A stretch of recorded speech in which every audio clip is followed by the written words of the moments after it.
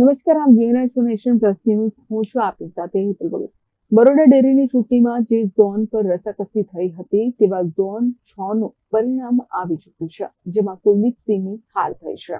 બરોડા ડેરીની ચૂંટણીને લઈને ભાજપ દ્વારા ઝોન 6 માંથી સુરપાલસિંહ પરમારને મેન્ડેટ આપવામાં આવ્યો હતો, પરંતુ ડિરેક્ટર તરીકેનો લાંબો કાર્યકાળ સંભાળનાર કુલદીપસિંહ રાવલજીએ પોતાનું ફોર્મ પાછું ખેંચ્યું ન હતું, જેથી આજે ઝોન 6 માંથી સુરપાલસિંહ પરમાર અને કુલદીપસિંહ રાવલજી વચ્ચે ખરાખરીનો જંગ જામ્યો હતો.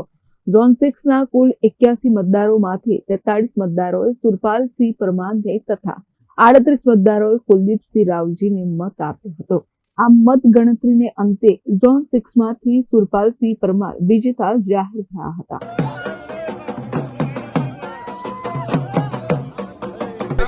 કે મને 43 જેવા વધારે મત આપી અને મને વિજય બનાવ્યો. પાંચ મતનો જે ફેર છે કઈ રીતે જુઓ છો?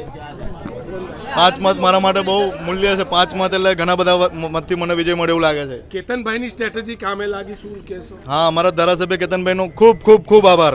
શું રણનીતિ છે? શું રણનીતિ? મારી રણનીતિ મેં સવારે તમને કીધી હતી કે જે અમારી ઝોનની અંદર 15 થી વધારે ડેરીઓ બંધ છે તે પહેલા ચાલુ કરવાનો મારો પ્રયત્ન રહેશે. બીજા કયા પ્રશ્નો? કેમ કે ધારાસભ્ય તમારા પશુપાલકોને લગતા અમારા ધારાસભ્યના જે કામ હશે તે બના માટે હું કેતનભાઈ સાથે ખભો તો ખભો મિલાવીને કામ કરીશ. કેતનભાઈની અત્યાર સુધી લડત રહી છે ડેરી સામે, એ તમારી લડત ચાલુ રહેશે કે શું કરશો તમે?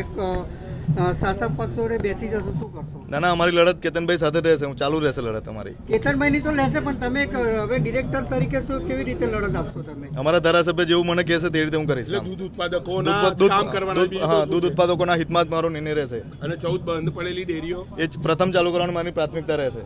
બીજી તરફ મારો વિજય નિશ્ચિત છે એવો દાવો કરનાર કુલદીપસિંહ રાવલજીએ જણાવ્યું હતું કે મતદારો પર મૂકેલો વિશ્વાસ ક્યાંક ઊંડો ઉતર્યો છે, પરંતુ રાજકારણમાં અહીંયાથી કશું અટકી જતું નથી. રાજપથનો ડિફરન્સ કાચનો પણ ક્યાં કાચું ક્યાં પડ્યું? શું મતદારો પર મને ભરોસો હતો, પણ કદાચ ક્યાંક ઊંડો નહીં ઉતર્યો હોય. સારું, તો હવે કઈ રીતે આગળ લડત ચલાવશો? પ્રશ્નો તો ત્યાંના રહેશે. હા, હવે રાજકારણમાં આગળ તો કઈ અહીંયાથી અટકી નથી જતું. રાજકારણમાં ચાલતા છે, ચાલતા છે તો ખરી રાજકારણમાં ચાલતા છે, ચાલવાનું, લડતા છે, લડતા રહેવાનું છે. તમે કહેતા હતા વિજય નિશ્ચિત માની રહ્યા હતા, ક્યાં કમી? ક્યાં ભરોસો પૂરેપૂરો હતો, પણ છતાં પણ ક્યાંક કાચું કપાયું મને કઈ ખબર નહીં પડી કે મતદારો પર મને પૂરેપૂરો ભરોસો હતો હું જીતી છે. કેટલા મતથી? 5 મતથી. મારા 38 આયા ને એમને 43 આયા. કેમેરામેન નવનીત પરવેજ સાથે Chirag Patel, nation plus news, Vadodara.